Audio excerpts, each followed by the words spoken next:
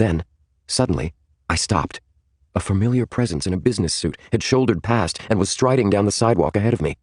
The shock of white hair stood out in the darkness, white hair that looked as if it ought to be worn long and tied back with a ribbon. He was preoccupied, more rumpled than usual, but still I recognized him immediately. The angle of his head with its faint echo of Andy. Mr. Barber, briefcase and all, on his way home from work. I ran to catch up with him. "Mr. Barber?" I called. He was talking to himself, though I couldn't hear what he was saying.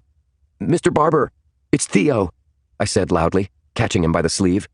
With shocking violence, he turned and threw my hand off. It was Mr. Barber, all right.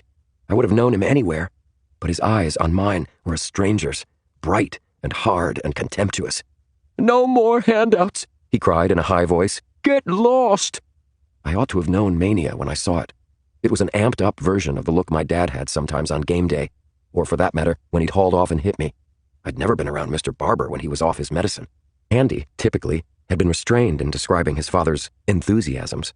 I didn't then know about the episodes where he'd try to telephone the Secretary of State or wear his pajamas to work. And his rage was so out of character for the bemused and inattentive Mr. Barber I knew that all I could do was fall back in shame. He glared at me for a long moment and then brushed his arm off, as if I was dirty, as if I'd contaminated him by touching him, and then stalked away. "Were you asking that man for money?" said another man who had sidled up out of nowhere as I stood on the sidewalk, astonished. "Were you?" he said, more insistently, when I turned away. His build was pudgy, his suit blandly corporate and married with kids looking, and his sad sack demeanor gave me the creeps. As I tried to step around him, he stepped in my path and dropped a heavy hand on my shoulder, and in a panic, I dodged around him and ran off into the park.